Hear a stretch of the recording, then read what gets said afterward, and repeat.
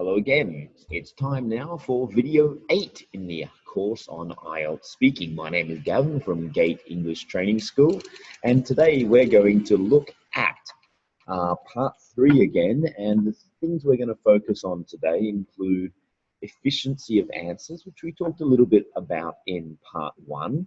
We're also going to talk about staying on topic, which is a very hard thing for a lot of students to do, and about the follow-up questions and the way the examiner will ask different questions in part 3.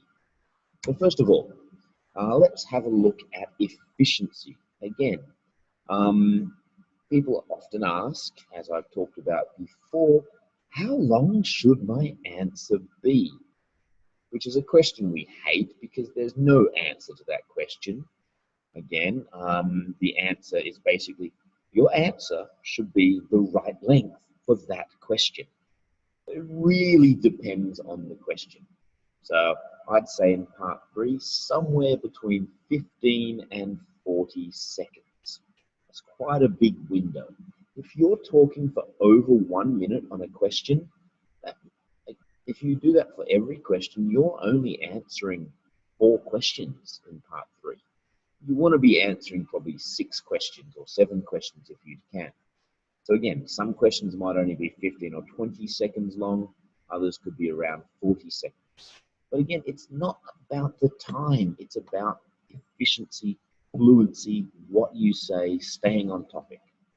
Now, in my online classes, when I've been teaching the last few years, I write down what the students say. And don't worry, I don't really expect you to see this. I mean, you can maybe see that if you have very good eyesight. On the next page, I'm going to show you one of these answers, and we're going to look at this. Okay, so I write down what my students say, and then give them some feedback about what they should be saying. So there's one student for this question. I thought I'd show you what my student said to answer this question. Okay, and I'm very sorry to the student. I've not got your name on there, so no one will know who you are if you watch this video. So first of all, let's have a look, and let's go through this together. Why is watching TV such a popular hobby? I think, I'm going to check the time. I think the TV show can give us a lot of things that we can't touch. We can't know in our real life, or something far from our life, and it's very interesting and attractive to us, and it's colorful.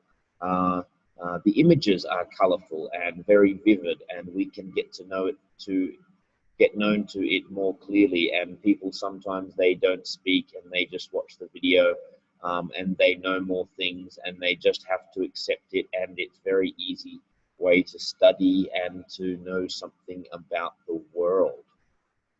Okay, that was 40 seconds. And there's 2 things wrong with that. Of course, the way I was doing it, I'm pausing probably a little bit too much. But also, if we have a look at what they have said, it's a little bit general and vague. It's not giving a great answer. But there's another thing I'd like to look at here. And,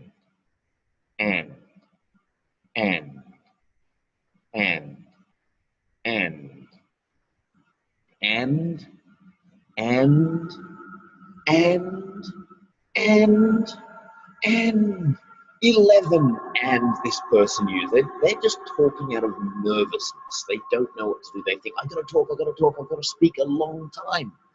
If you speak like this for a long time, you're wasting your time. You're wasting the time for you to give good answers to other questions. Secondly, this is not a good answer. Okay, so you're saying it's to show interesting and attractive things we can't see in our own life, but it's colorful and maybe beautiful to look at, and also a good way to learn. So if you're going to answer this question and you're going to answer it efficiently, you probably want to say something like this. Well, I think TV shows are popular because they can show us some exciting and interesting things we don't know in our real life. And of course, the images can be very beautiful on the screen. And also, by watching TV, we can often learn about things, especially by watching a documentary. That was 20 seconds. I pretty much gave the clear points from here without wasting time on one of them. And it was much clearer and direct there. So again, efficiency. It's a difficult thing to just happen. But when you're practicing, and again, this is where I really want you to record yourself. When you listen back to your answers, think to yourself, have I stayed on topic? Am I repeating myself? Am I being very general without giving a clear answer to the question? So why is it a popular hobby? Because it can show us some things we don't know about in our real life. That's a good point. That it should be said clear and efficiently, not wasting time, not wasting words. Okay, so let's try and see if I can do a few different samples of what students do wrong. So same topic, how is watching TV different today compared with 20 years ago? So sometimes there's the long and slow answer. Okay, just looking at my clock. 20 years ago, TV in China was quite boring, and we didn't have many different things to watch. But now we have many different kinds of shows from all over the world, and it's much more interesting. Actually, that's quite a good grammar structure. I don't think I made any mistakes there. I was trying to have pretty good grammar, pretty good structure, pretty good answer, but it's delivered slowly. So that took almost 30 seconds to say what probably should have been 10 seconds considering what, or 15 seconds considering what I said. Then, of course, there's the long, fast, and disorganized, which is basically this one. Oh, I think the TV show can give us a lot of things that we can't touch. We can know in our real life of something far away from our life, and it's very interesting and attractive to us, and it's colorful. The images are colorful, are vivid, and we can get to know it more clearly. And people sometimes they don't speak and they just watch the video and they know more things and they just have to accept it. And it's a very easy way to study and know something about the world. So for those two different answers there, the first one had much better grammar, but fluency would have been lower. And it was on topic though, so vocabulary and grammar was pretty good, fluency was pretty bad. The second one, fluency was very good, but grammar and vocabulary was bad, and it wasn't really answering the question properly. The most important thing is first you answer the question, and second, be it as fluently as you can. Being fluent but not staying on the topic or not answering the question doesn't help. We don't mark you for questions that don't answer the question. Now, of course, long, fast, and organized is what you want. So again, that question, what I said earlier, well, 20 years ago, there were very few different TV shows on television, and generally there was maybe just 3 or 4 kind of channels and shows to watch. But these days, there are hundreds of different TV shows that we can watch from all over the world and from every different province in China. Okay, less than 20 seconds. That was like 17 seconds, and it was pretty much the kind of answer you would want. In fact, you could add more information. You could talk about how we watch television online these days. You could talk about some different things. So, again, I've said that word many, many, many times to you today. Speak efficiently.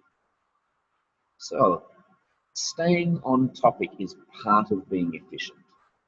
So for part 3, what will happen is there'll be a question, and the students will start answering the question. And then they'll start talking about this thing, and they'll start talking more and more on that direction and get further and further away from the original question and where their answer started. And of course, as I just said a moment ago, speaking off topic, you do not get your score judged.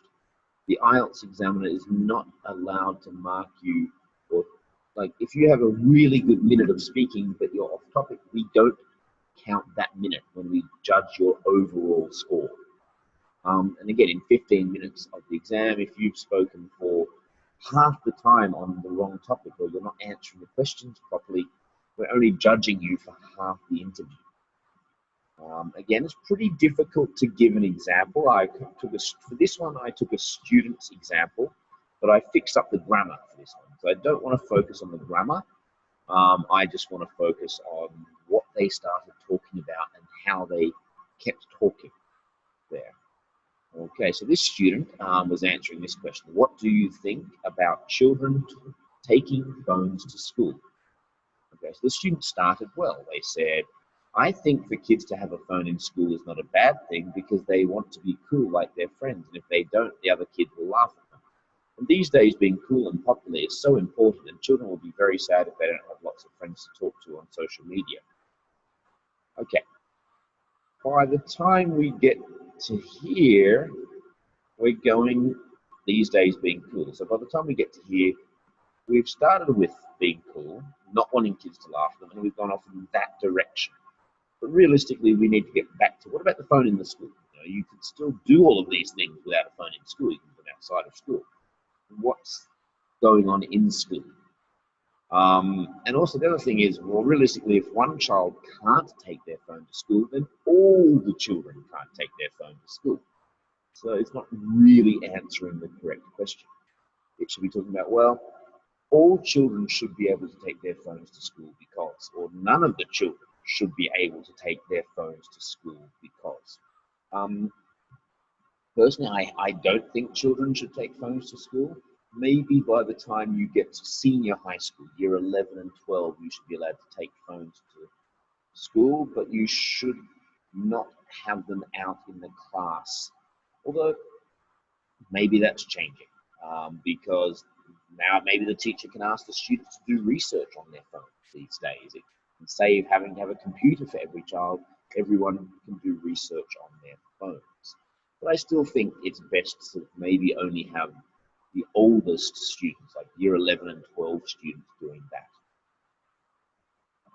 Okay, that wasn't my most efficient answer. I did speak a little bit too long. If I was going to be a bit more efficient, I might just say, I don't think children should take mobile phones to school because they will just message their friends and play games, and so they won't do very well at their schoolwork. That would be a nice, efficient answer on the topic. Okay, so I'm just having a check here. Follow-up questions.